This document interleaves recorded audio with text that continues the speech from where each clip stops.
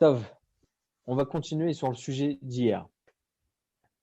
On avait parlé de toutes les fabriques en Israël qui continuent à travailler pendant Shabbat. On a parlé de l'électricité, de la Chevrat HaCheshmal, de l'EDF en Israël, qui continue à travailler en Israël. Comment on pouvait en profiter pendant Shabbat. On a expliqué pourquoi on a le droit d'en profiter pendant Shabbat. Ok. Maintenant, on va essayer de comprendre, encore une fois, toujours selon ce premier Shulchan Aruch du Siman 318 à la Chaun, essayer de comprendre l'électricité par lui-même. L'électricité. On a dit qu'on n'a pas le droit d'en profiter.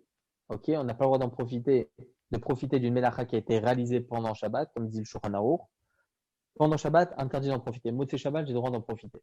D'ailleurs, je ne sais pas si je vous l'ai dit, si une personne rentre, ah oui, c'est important que je vous dise ça parce que ça, on va en arriver selon ce qu'on va dire. Si une personne, sans faire exprès, allume les toilettes pendant Shabbat, ok, il allume les toilettes. Alors, bien évidemment, il a le droit de rentrer et faire ce qu'il faut là-bas. Mais il n'a pas le droit de prendre un livre et de le lire dans les toilettes.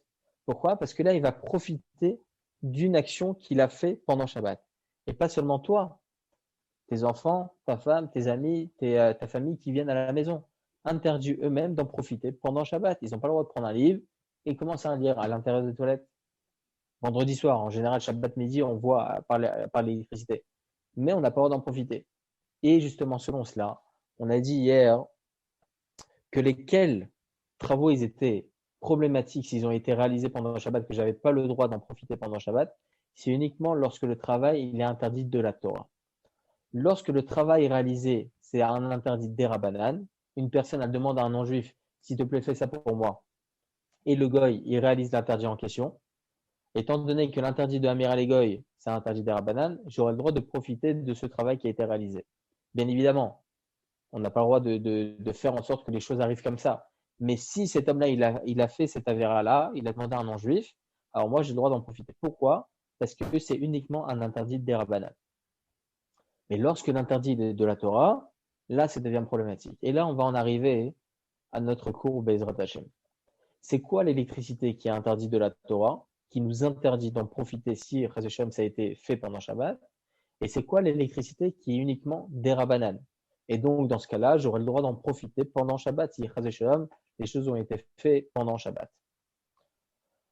Alors, il y a écrit comme ça, c'est écrit dans le traité Shabbat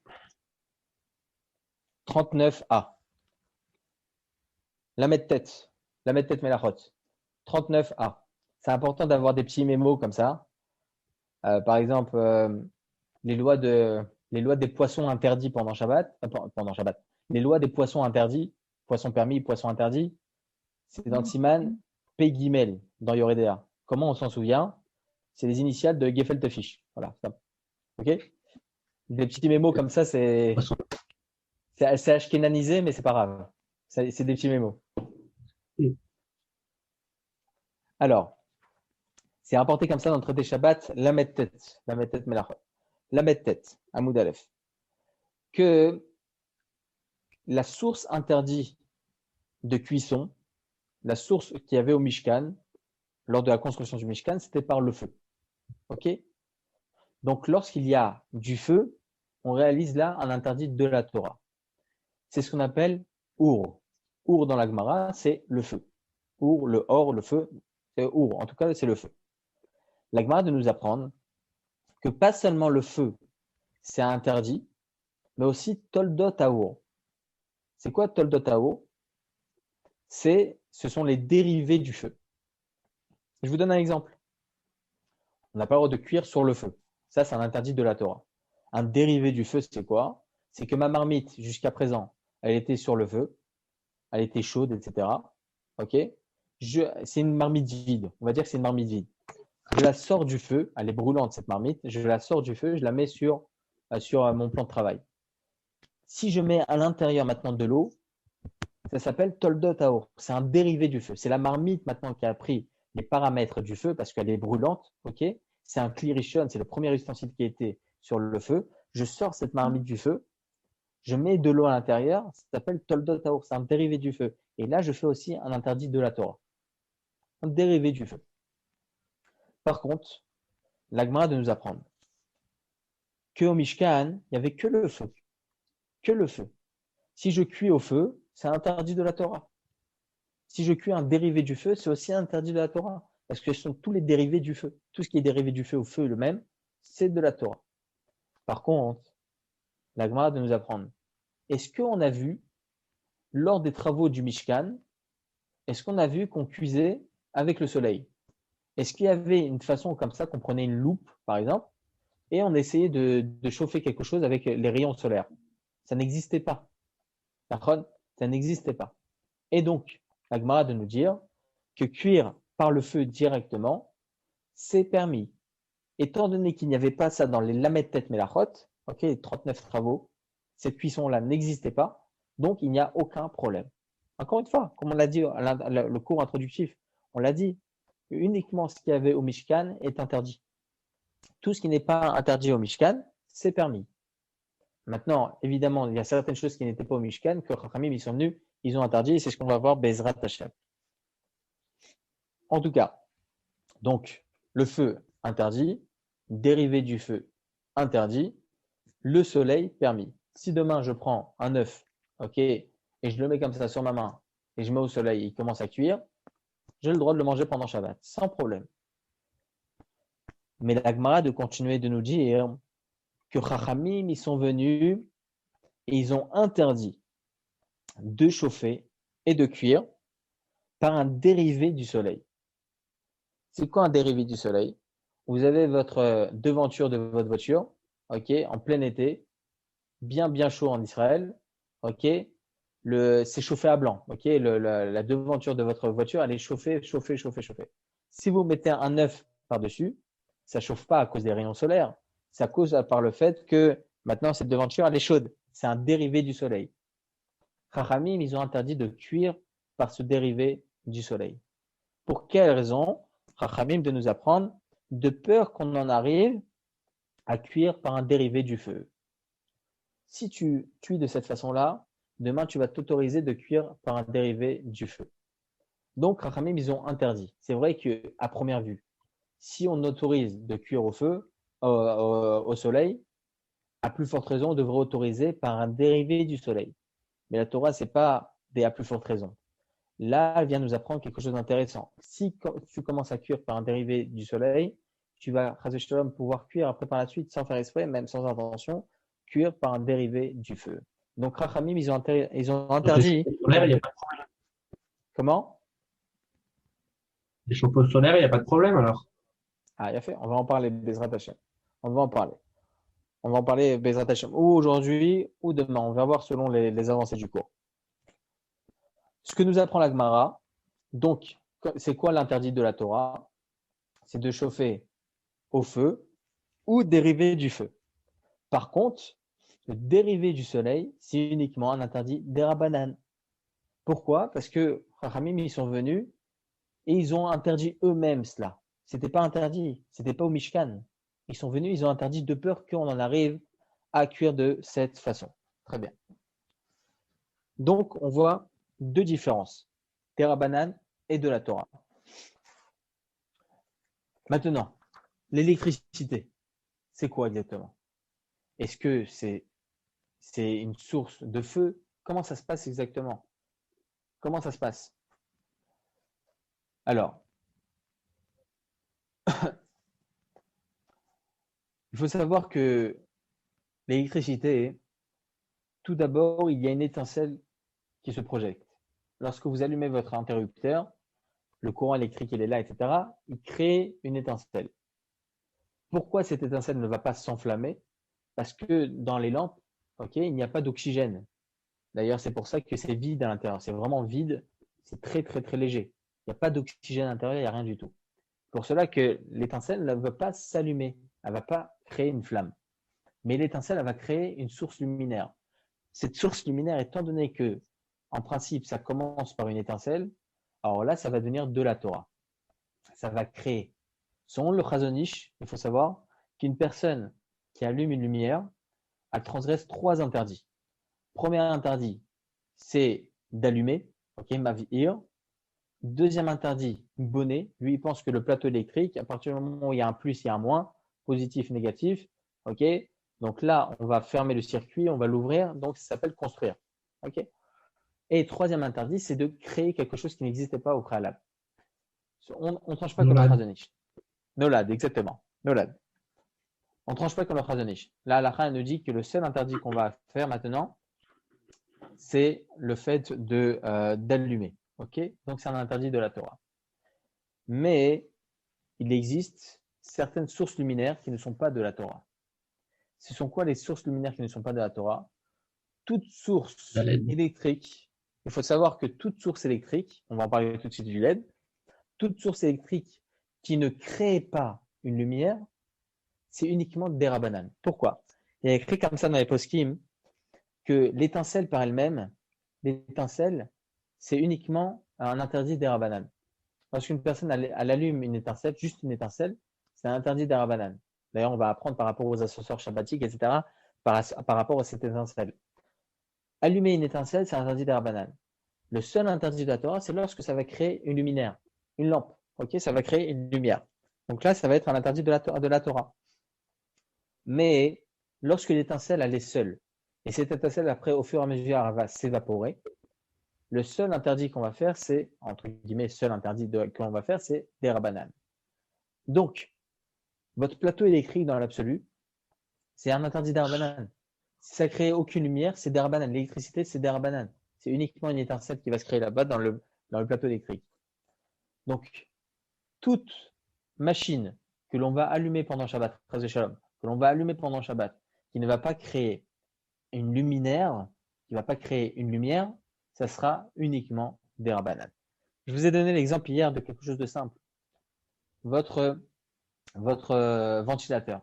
Il y a certains ventilateurs où il y a un luminaire qui s'allume, on ne parle pas de ça. On parle de ventilateurs où il n'y a rien qui s'allume. Ok, un ventilateur normal, il n'y a rien qui s'allume.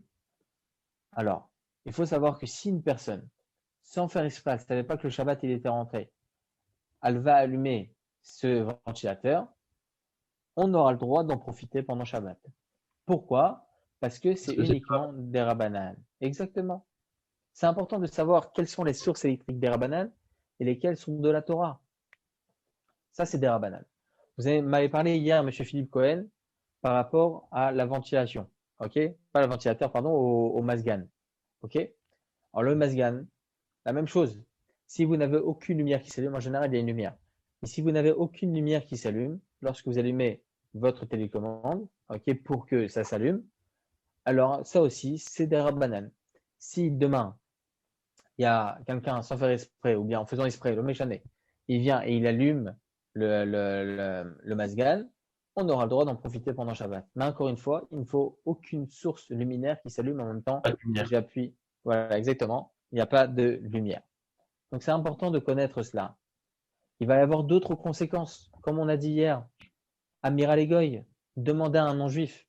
Lorsque je vais demander à un non-juif un interdit des rabanan, on a dit ça s'appelle jvout des jvout. En cas de grand besoin, c'est permis. Pour ça qu'en cas de grand besoin, il fait vraiment très très chaud, j'ai le droit de demander à un non-juif de venir et de m'allumer mon ventilateur. Il n'y a pas de problème. Même explicitement, j'ai le droit de lui demander. Pourquoi? Parce que là, c'est une nécessité absolue. Vraiment, je souffre de la chaleur. J'ai le droit de lui dire, voilà, je vous des joues d'une comme Tzorer Gadol, deux interdits des rabanan, c'est interdit des rabanan. Amir Aligo, c'est interdit des rabanan. J'ai le droit de lui demander pendant Shabbat, même explicitement. Vous voici les conséquences si c'est des rabanan ou de la Torah. On a dit maintenant que Toldot Haour, c'est de la Torah, c'est-à-dire un dérivé du feu, c'est de la Torah, et un dérivé du soleil, c'est des rabanan. Pourquoi? Parce que c'est une xéra de Chachamim, une institution de Chachamim. Vous m'avez dit maintenant par rapport aux panneaux solaires. En France, je crois, aujourd'hui, il y a les panneaux photovoltaïques. En Israël, c'est les panneaux solaires, très connus en Israël. Ils sont utilisés de partout en Israël. OK? Comment ça se passe? Comment ça se passe? Il faut savoir, vous allez me dire maintenant, je vais vous poser une question. Est-ce que l'eau qui est chauffée au dout Shemesh en Israël, donc par les panneaux solaires, est-ce que c'est considéré comme étant le soleil ou un dérivé du soleil? Ça serait une grande nafkamina. Un On a dérivé. dit maintenant que le soleil, c'est permis. Le dérivé du soleil, c'est interdit, mais banane. Qu'est-ce que vous dites, Jonathan? Moi, je pense que c'est un dérivé du soleil parce que le soleil, il chauffe la plaque en métal noir et qui va chauffer l'eau qui passe dans tous les circuits. Chazak Baruch. C'est ça. Donc, c'est ce qu'on appelle avoir plombé un cours. Enfin, je rigole, je plaisante. Je rigole, je rigole. Chazé shalom. Chazé shalom. Aucun problème. Non, c'est justement, c'est ça que je voulais en arriver. Les panneaux voltaïques, les panneaux solaires, comment ça se passe? Ce n'est pas directement du soleil. Lorsque le soleil va frapper, donc va taper sur, sur le douche mèche, okay, sur le ballon d'eau, c'est pas à ce moment-là que le ballon d'eau va chauffer. Non, évidemment. Quand est-ce que ça va chauffer? Lorsque les rayons solaires ils vont frapper sur le panneau voltaïque, à moins que vous avez travaillé peut-être dans les panneaux voltaïques au téléphone, peut-être vous connaissez comment Non, ça se non, pas passe. du tout. Il y en a Même beaucoup en pas. Israël qui ont travaillé dedans, c'est pour ça. Je sais pas. Ouais, En je tout sais, cas, non, non. non. En tout cas, le soleil, les rayons solaires vont frapper sur les panneaux solaires. Et là-bas, hein, les tuyauteries ils sont en couleur noire. Pourquoi ils sont en couleur noire? Parce que nous, les religieux, on capte le soleil. Ok, on est comme ça, et malazot, on peut rien y faire. On est en noir et blanc. Je tire la lumière. Mais il faut savoir que le noir, en général, il happe en fait la chaleur. Ok, il happe la chaleur. Et lorsqu'il y a la chaleur qui va entrer à l'intérieur, elle ne pourra plus sortir. C'est comme un style comment on appelle ça, lorsqu'il y a beaucoup de mauvaises choses dans l'air, etc. Il y a comme comment on appelle ça déjà? J'ai oublié, lorsqu'il y a, mince, lorsque le soleil frappe sur la terre et ça ne peut plus sortir. Je ne me souviens plus comment ça s'appelle. Ah, c'est l'ozone. Comment? La couche d'ozone. Voilà, la couche d'ozone fait en sorte que ça ne sorte plus. C'est la même chose. Tout ce qui est noir, ok, tout ce qui est noir, ça happe la chaleur et ça ne peut plus sortir. Donc, en fait, ces tuyauteries-là, ils sont en couleur noire, mais à l'intérieur, il y a aussi quelque chose de chimique, ok, quelque chose de chimique qui va justement prendre ces rayons solaires et qui va les capter, qui va les happer et qui va pouvoir donc chauffer l'eau qui se trouve à l'intérieur du ballon. Donc, en fin de compte, c'est pas le soleil. C'est pas le soleil directement, c'est un dérivé du soleil. Donc, un dérivé du soleil, on a toujours dit, on l'a dit maintenant, que c'est interdit midera banane. Donc, si c'est interdit midera banane, est-ce que j'ai le droit de me doucher Shabbat avec le douche shemesh ou pas? Non. Il semblerait que ça serait interdit d'utiliser le douche shemesh pendant Shabbat. Alors, qu'est-ce que vous me dites? Est-ce que c'est permis ou pas? Et dans tous les cas, se doucher à l'eau chaude Shabbat, c'est pas permis. Si l'eau a été chauffée, même pendant Shabbat, ou que ce soit avant Alors, Shabbat ou pendant Shabbat. vous me parlez de deux trucs différents, Ouais. effectivement. Non, non, vous avez tout à fait raison. Et là est la différence entre Yom Tov et Shabbat. Pendant Shabbat, on n'a pas le droit de se doucher à l'eau chaude, de manière générale. Pourquoi? Mishum, Mishum Gzerat Abalanim. Il y a écrit comme ça dans Magen Avraham. Je crois que c'est Siman Shin. Je me souviens plus. Je me souviens plus quel Siman. C'est écrit là-bas sur Gzerat Abalanim. Avant, il y avait des bains publics. Ok? Et on avait crainte que les balanim, ceux qui dirigeaient justement ces bains publics, ils viennent et ils chauffent l'eau. Et donc, Mishum Zerat Abalanim, on a demandé à tous les juifs de ne pas se rendre dans les bains publics pour se laver à l'eau chaude. Très bien.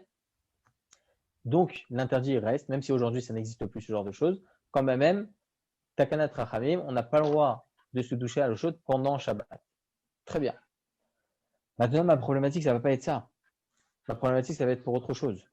Il faut savoir que dans l'absolu, lorsqu'une personne a les mystères, une personne elle souffre de la chaleur, ou bien un malade, ou bien un enfant, un enfant qui a fait sur lui n'importe, on a le droit de le laver même à l'eau chaude. Ou bien une personne malade, une personne qui souffre vraiment de la chaleur, il a le droit de se laver pendant Shabbat, même à l'eau chaude. Donc, dans ces cas-là précis, est-ce qu'on aurait le droit de se laver avec le douche mèche ou pas? Ou bien même encore plus, il faut savoir qu'il y a écrit comme ça dans le Shulchan Aruch que à l'eau chaude, on a le droit d'utiliser l'eau chaude, qui est chauffée qui a été chauffée la veille de Shabbat, comme ça dit Shulchan Aruch, qui a été chauffée la veille de Shabbat pour se laver les mains, les pieds, la figure. Donc automatiquement, même pour faire la vaisselle. On est en hiver en Israël, il fait assez chaud, il fait assez froid pour le coup. Ok? On veut laver la vaisselle avec l'eau chaude. Est-ce qu'on a le droit d'utiliser alors que c'est le douche mèche? Donc, il n'y a plus de problème de xérat à balanim. Ok? Maintenant, on est dans la problématique du fait que c'est le douche mèche. Est-ce que j'ai le droit d'utiliser ou pas? Alors, on a dit maintenant que c'est Toldot Rama. Donc, c'est un interdit d'Erabanan. Alors, comment aurais-je le droit, moi, d'en profiter pendant Shabbat? Alors, il y a écrit comme ça. Il y a écrit comme ça dans la halakha. Hazak. Alors, je vais vous expliquer une grande généralité dans le din de Grama.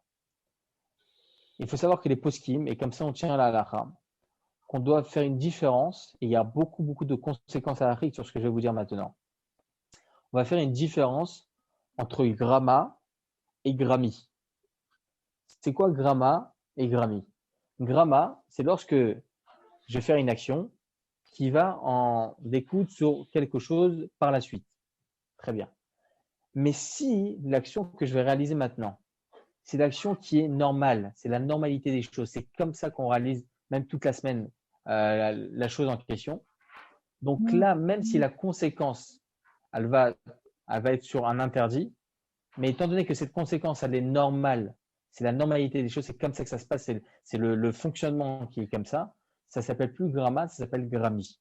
Et lorsqu'on dit grammi, on interdira. Je vous donne l'exemple du douche-mèche. Ok? Le douche-mèche, comment ça se passe? Ça, j'ai oublié ce paramètre aussi. L'eau chaude qui se trouve dans le chauffe-eau, ok? C'est pas un chauffe-eau du coup, c'est voilà, le ballon d'eau, ok? Le ballon d'eau chaude. Donc, l'eau chaude qui va être présente, lorsque je vais allumer moi, mon robinet, ok? Il y a l'eau froide qui va aussi rentrer à l'intérieur. Ok? C'est comme ça que ça se passe.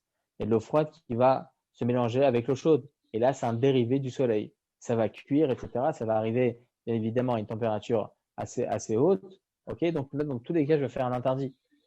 Donc, j'ai un problème. Étant donné que c'est la normalité des choses, c'est comme ça que ça se passe même en semaine, il n'y a aucune différence. Même si en fin de compte, ça pourrait s'appeler comme quelque chose qui va arriver au fur et à mesure, ça s'appellerait gramma. Ok? Là, on ne dira pas gramma, on dira grammi, parce que c'est la normalité des choses. D'ailleurs, c'est pour cette même raison qu'on interdit dans l'absolu. Et je vais vous expliquer pourquoi dans certains cas, c'est permis. On n'a pas le droit de rentrer dans une cage d'escalier alors qu'on sait pertinemment qu'il y a de la lumière qui va être allumée, qui va s'allumer. Ah, on dit gramma. Il y a écrit dans la Gemara que tout ce qui est gramma, c'est permis. Donc, on ne devrait pas interdire. Gramma, moutard. Gramma, c'est permis. Alors, pourquoi on interdit? Parce que c'est la normalité des choses. Généralement, c'est comme ça. Je rentre dans ma cage d'escalier, ça s'allume automatiquement. Donc, le fonctionnement, il est de cette façon. Le fonctionnement, il est par gramma. Donc, tout ce que le fonctionnement, il est par gramma de manière générale, c'est permis. Au contraire, d'ailleurs, de nouveaux procédés qu'ils ont trouvés il y a 2-3 ans, lorsque vous voulez éteindre votre gaz à Yom Tov. Alors, j'ai posé la question au grand rabbin d'Israël sur ça, le rabbin d'Israël Kessel. Comment vous éteignez votre gaz à Yom Tov? Alors, ce qu'on avait jusqu'à maintenant, c'était un peu, entre guillemets, archaïque, mais c'était de cette façon qu'on éteignait notre gaz. On laissait bouillir de l'eau, etc., à ras-bord, jusqu'à que ça déborde et ça éteigne mon feu. Très bien. Ils ont trouvé un autre système. Vous mettez entre un brûleur et le feu, vous mettez une cuillère. OK? Et au bout de 5-6 secondes, ça va s'éteindre. Alors, est-ce qu'on éteint de cette façon en général ou pas? En semaine, on éteint de cette façon? Non. Là, ça s'appelle gramma. Étant donné que ce n'est pas la normalité, ce n'est pas le fonctionnement qui est normal, là, on pourra dire que ça s'appelle gramma. Lorsque vous éteignez votre arrivée de gaz avec le robinet, là, ça ne s'appelle pas gramma parce que c'est la normalité des choses. Lorsque vous mettez votre cuillère, là, ça s'appelle gramma parce que ce n'est pas la normalité des choses. D'où la différence entre gramma et grammi. Ok? Donc, par rapport au douche-mèche, on ne peut pas dire gramma, tout simplement. Comme ça, ce que je vous dis maintenant, c'est ce qu'il dit Maran Aravad Yosef, si je ne me trompe pas, dans le responsable Yabia Omer Khalek Dalet, Siman Lamed Dalet. Il dit comme ça là-bas. Tout ce que je vous dis maintenant, c'est une grande chouva sur le douche-mèche de à peu près 32 pages. C'est énorme. Énorme. Donc, même par rapport à grammi et gramma, il en parle là-bas, justement par rapport à ça. Très bien. Maintenant, on ne peut pas dire donc gramma par rapport au douche-mèche. Donc, ça serait interdit d'utiliser cette eau. Et si demain, j'ai un ami qui m'allume mon robinet, j'aurais le droit d'en profiter ou pas? Alors oui, on peut dire que j'ai le droit d'en profiter en fin de compte. Parce qu'en fin de compte, c'est un interdit des rabbanan. C'est que des rabbanan, donc j'ai le droit d'en profiter. Mais est-ce que les 4 là, a priori, moi, je peux le faire ou pas? Alors, il faut savoir,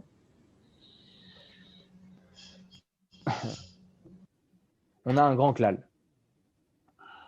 On a un grand klal. On va, encore une fois, différer entre deux sortes de travaux. Lorsque le travail il est fait de ma main, lorsque je vais allumer une allumette et je vais allumer le feu, interdit de la Torah, ou bien lorsque l'action que je fais, ouvrir le robinet, ce n'est pas une action interdite dans l'absolu. Okay, parce que je peux allumer du côté eau froide. Donc le robinet, il n'est pas mouxé, il n'a rien. Donc lorsque j'ouvre mon robinet, je ne fais aucune action qui est interdite. D'accord ? C'est quoi l'action qui va être interdite? C'est ce qui va en résoudre. Ça s'appelle pas gramma, ça s'appelle psychréché. C'est quoi psychréché? Je vous explique en 2 secondes. Je sais qu'il y a beaucoup de principes qui fusent, etc. Mais des attachements, on essaye d'être le plus concis possible et d'être le plus compréhensible possible. Psychréché. Le principe de base, c'est rapporté aussi dans la Gemara, mais aussi dans le Rambam, dans l'Ilchot Shabbat. Psychréché, c'est lorsque je prends une poule, ok, et je lui coupe la tête pour. On fait attention aux animaux, encore une fois, hein, mais on lui coupe la tête pour jouer au foot. Ok? Hachem et Arachem. On prend la tête du poulet pour jouer au foot. La protection des animaux. Tout est cassé, tout ce que j'ai dit au début. Ok? La Gemara. Hachem et Arachem. Ok? Donc, on prend cette tête-là pour jouer au foot. C'est Tzorech Ben Adam, on a besoin de ça. Donc, pour jouer au foot. Alors, la personne elle va se dire, ah, mais moi, je n'avais pas l'intention de le tuer, cette poule. Habibi, c'est sûr et certain que tu vas la tuer. Ça s'appelle psych-réché. Moi, mon action au préalable, il n'était pas pour quelque chose d'interdit, il était quelque chose pour quelque chose de permis. Ok? Maintenant, il y a quelque chose qui va se résoudre, que automatiquement, ça va être fait. C'est que cette poule-là, elle va mourir. Ça s'appelle psych-réché. C'est le même principe. Mon action première n'est pas interdite parce que c'est pas ce que je suis mitkaven, c'est pas ce que je pense à faire, ok, mais il va en résoudre un interdit. Ça s'appelle psych-réché. Donc, lorsque j'ouvre mon robinet, je fais aucune action interdite. Aucune action interdite. C'est effectivement, étant donné que je mets du côté eau chaude, là, la problématique va en résoudre, c'est que l'eau chaude va se mélanger avec l'eau froide. Ça s'appelle psych-réché. On a un klal. Et là, vous allez voir le puzzle, comment il va se mettre en place. On a un klal. Psychréché, de l'onechale, bissour des rabanan. On a dit maintenant que toldot chama, donc le dérivé du soleil, c'est des rabanan. Donc, étant donné que là, ça va être appelé un psychréché. Mon action première n'est pas interdite, on va résoudre un interdit. Psychréché. De l'onechale, moi, ça ne m'intéresse pas que l'eau froide, elle rentre dans l'eau chaude. J'ai aucun intérêt à ça. De l'onechale, Beissour des Rabanan, sur un interdit des Rabanan, alors moutar. Psychréché de l'onechale, Beissour des Rabanan, c'est permis. C'est pour cela que j'ai le droit d'ouvrir mon robinet, faire ma vaisselle. Alors vous allez me poser une question. Mais monsieur le rabbin, certaines fois, on est beau Hachem, 2, 3, 4, 5 gosses à la maison, ou bien on a, Blainara a eu plein d'invités, on a plein de vaisselle. Donc là, effectivement, j'aurais pas besoin que de 8 litres ou de 10 litres d'eau. J'aurais pas besoin que d'une trentaine de litres d'eau. J'aurais besoin de 100 litres d'eau, je sais pas combien. Ok? Donc là, oui, c'est niralé. Oui, je suis intéressé par le fait que l'eau froide s'intègre dans l'eau chaude. Alors, comment ça se passe alariquement? Le Rav Ovadia Yosef, et malheureusement, il y a un Rav à la radio en Israël qui a eu cette question en direct. Il a dit effectivement, c'est interdit. Dans ce cas-là, c'est interdit. Le problème des questions comme ça qui fusent à la radio, c'est que les choses ne sont pas bien préparées. Et je comprends ce Rav Lepo. Il n'a pas eu le temps de préparer cette chose-là, etc. Lorsqu'on lit bien la tchouva de Maran Arav Yosef dans Yabi Omer, encore une fois, tout ce que je vous dis maintenant, c'est écrit là-bas. Vous pouvez le chercher. Hein. Yabi Omer, volume 4, Sima 34. Ok, c'est écrit explicitement ce cas-là. Et dans le cas que ça m'intéresse, comment ça se passe? Il y a 30 pages. Hein. C'est vraiment une très, très grosse tchouva. Il dit là-bas, le Rav Ovadia Yosef, quelque chose de très intéressant. Il dit, on peut faire Sfek Sfeka. C'est quoi Sfek Sfeka? Lorsqu'on a 2 doutes dans la lacha. Premier doute, savoir que selon le Trumat Hadeshen, on peut dire psychriché, même si c'est nirale, même si ça m'intéresse, lorsque l'interdit est d'Arabanan, étant donné que c'est qu'un psychriché, même si ça m'intéresse, j'ai le droit d'en profiter. Il n'y a pas de problème, j'ai le droit de le faire. J'ai le droit de le faire. même si ça m'intéresse. On ne tranche pas comme le Troumat Hadeshen. Très bien. Mais il rapporte un autre livre, le Rav Yosef, un Sefer Hamakneh. Le Sefer Hamakneh, il dit la chose suivante. Il dit, on devra faire une différence entre un Issour des Rabbanan et une Xerat Rachamim. Un interdit des Rabbanan et un décret de nos sages. Comment on va voir la différence dans ça? Dans la Gemara. Lorsqu'on a parlé de Aour, Toldat Aour, etc., dérivé du soleil, dérivé du feu, etc., la Gemara là-bas, elle utilise un mot qui va tout changer. Encore une fois, d'où l'importance même de décortiquer une Gemara. Un mot, ça va tout changer. La Gemara nous dit que le dérivé du soleil, il est interdit. Pourquoi? Hatu Toldot Aour. De peur que on va utiliser par la suite un dérivé du feu. Donc le de peur que, c'est un décret de nos sages. C'est un décret de nos sages. On a des interdits des Rabbanan, qui sont simples, etc. On comprend qu'il y a des interdits des Rabbanan, mais il y a des décrets de Chachamim qui sont dans l'absolu pas interdits, mais ils ont peur, Chachamim, de peur que tu fasses ça, alors là c'est une Xéra. Par exemple, Xérat Balanim, comme on a dit au préalable, de peur que les Balanim, les personnes qui s'occupent, etc., des bains publics, ils vont commencer à allumer, etc. Donc l'interdit de se laver à l'eau chaude, même pendant Shabbat, c'est un décret de Chachamim.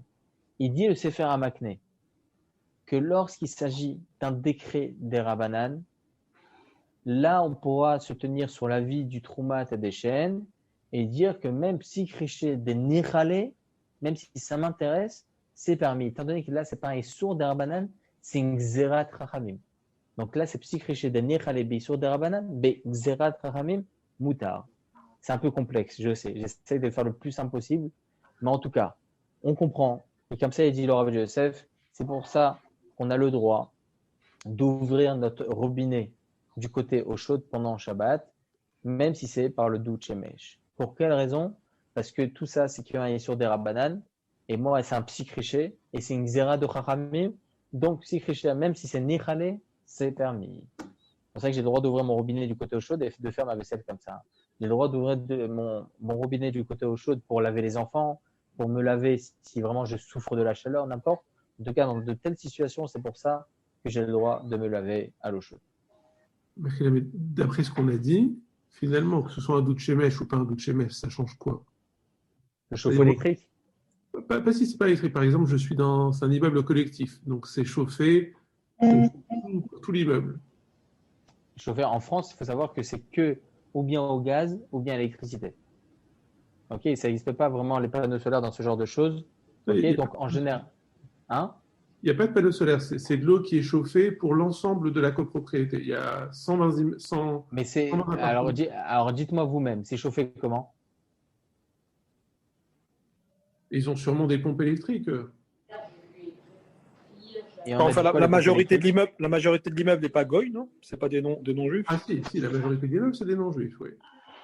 Mais même, moi, lorsque j'ouvre mon robinet, c'est moi qui vais faire l'action de mélange eau froide, eau chaude. C'est une eau qui a été chauffée comment? À l'électricité. Et donc, ça s'appelle comment l'électricité? Aour ou Toldot Aour. C'est un dérivé du feu. Et là, dérivé du feu, c'est un issour de la Torah. On ne pourra pas dire psychriché de l'onechaleb, issour de Horaïta. Ça n'existe pas. Là, c'est un interdit de la Torah. Et là, c'est un interdit des Rabbanan. La différence entre le chauffe-eau électrique et le chauffe-eau, enfin, le doute Shemesh. Mais même mis ça par cela, même si c'est au gaz, il faut savoir que le gaz, c'est très problématique. Pourquoi? Parce que vous allez voir des brûleurs, ok, qui vont s'allumer. Ok? Lorsque vous allumez votre eau chaude, certaines fois, il y a une flamme qui n'existait pas et qui va s'allumer, ou bien qui existait, pardon, et qui va se raviver à l'intérieur de ce brûleur-là. Il faut faire vraiment attention, là, c'est vraiment un issour de la Torah. Mais là, du fait que c'est un truc collectif, l'eau chaude n'est pas spécialement pour moi, tout le monde en profite en fait. Oui, mais c'est moi qui vais faire l'action du mélange eau froide eau chaude. À l'arrivée. Oui. Mais à l'arrivée chez moi, mais pas à la base en fait. À la base, l'eau chaude il y est. Pas que pour l'eau moi. chaude, elle y est vous avez raison. Mais vous, votre problème, c'est quoi? C'est que lorsque vous allumez vous ouvrez votre robinet, là, l'eau froide va s'intégrer dans l'eau chaude et là, cette eau froide-là va chauffer avec un dérivé du feu. Ok? C'est Toldot Aour. C'est Toldot Taour, exactement. C'est un dérivé du feu, c'est un interdit de la Torah. Là, c'est un interdit de la Torah. On va chauffer par un dérivé du feu. C'est vous, parce que c'est l'eau froide que vous allez faire intégrer, sans faire exprès, bien évidemment. L'eau froide que vous allez faire intégrer dans l'eau chaude va chauffer et va cuire par ce dérivé du feu. D'accord. Moi, chez moi, par exemple, j'ai un doude. Donc, c'est un doude électrique, mais individuel. C'est-à-dire, j'ai mon doude, j'ai mon petit interrupteur pour allumer l'eau chaude, pour faire Ouais. chauffer l'eau. Et si j'allume pas, j'ai pas d'eau chaude. Donc, maintenant, Oui, ma chez moi question, aussi. c'est si j'allume le vendredi. Chez moi aussi, Ah, c'est comme bon, ça. j'ai pas de mèche. Voilà. Et s'il reste de l'eau chaude dedans, il reste toujours un petit peu, il y a toujours un peu d'eau chaude en allant chercher loin dans l'eau chaude, il reste toujours un peu. Est-ce qu'on peut utiliser ça Shabbat? Bah, la vérité, entre vous et moi, j'ai jamais compris le principe. On a des douches mèches en Israël. Pourquoi on a ça dans nos maisons? J'arrive pas à comprendre. Franchement, j'arrive pas à comprendre. Ah, moi, ça s'explique parce que j'ai un immeuble de 12 étages, on est 70 appartements, ils n'ont pas pu mettre un douche mèche pour tout l'immeuble. Donc chacun il a son doude électrique. Ah, bah, moi, je suis dans un immeuble de 13 étages, par contre. Voilà, Je comprends encore mieux. maintenant. Je comprends. Ah, bah voilà, vous avez Ouais. tout expliqué. Bah voilà, c'est Toldot Taour. Et voilà, c'est sourd. C'est sourd. Même si on n'allume pas, quoi. C'est un truc qui a été fait avant Shabbat. Ah, attendez. Si vous allumez pas la veille de Shabbat et que c'est déjà chaud, ok? Non, Ouais. voilà, c'est ce que je parle. Ah bah En non. fait, j'allume 5 minutes ou 10 minutes avant de prendre la La- douche, j'allume. La problématique reste parce que l'eau froide va rentrer dans l'eau chaude. Et cette Ouais, eau chaude mais là, cette eau, elle est quand même c'est un moins chaude. dérivé. Bah, elle est quand même assez chaude. Et donc, ça va un peu chauffer l'eau Ouais. froide. Donc, dans tous les cas, le problème, il existe. Si vous éteignez l'arrivée d'eau froide, là, effectivement, il n'y a aucun problème. Si vous prenez le robinet, vous arrêtez l'arrivée d'eau froide, il n'y a plus de problème. On va se brûler avec. Effectivement. Nous qui allons cuire. Chacun fait ce qu'il veut. Hein. Je rentre pas dans les frôles de chacun. Et s'il veut se rendre Toutes les à ce solutions. qu'il a depuis Shabbat, c'est son problème. Hein. Qu'est-ce qu'il va faire en tout cas, voilà. En espérant avoir été compris, parce que je sais que c'est assez complexe. Ok. Non, c'est bien, Baruch Hashem. Et voilà. En tout cas, Baruch Hashem, on a bien compris qu'est-ce qu'on appelait l'électricité de la Torah, qu'est-ce qu'on appelait l'électricité de Rabbanan. Bezrat Hashem, demain, on va essayer d'expliquer le volcan. Le volcan. Le volcan. Est-ce qu'on appelle le ça volcan. un dérivé du soleil ou un dérivé du feu? On va apprendre avec le Guinam, etc. Bezrat Hashem. On n'a pas, Dans le SAD. on n'a pas parlé pour les lumières là qui s'allument dans les immeubles tout seuls. Ah bah on en parlera aussi demain. Ah, vous faites rappeler, je vais l'écrire. Ok. Vous en avez parlé un petit peu quand vous avez dit quand on a la cage d'escalier qu'elle s'allume. Oui, mais dans certaines conditions, on a le droit d'y rentrer, évidemment. On va en parler. C'est ça. Si on n'a pas besoin de la lumière. Justement, on va en parler, Bezrat Hashem. Chazak ou Baruch, en tout Chazak. cas. Razak, À demain, Bezrat à demain, Hashem. Bezrat Hashem. Merci beaucoup. Et des bonnes À demain, nouvelles. c'est- Bonne soirée à tout le monde. Bonne soirée. Amen. Amen, amen. Merci. Merci beaucoup.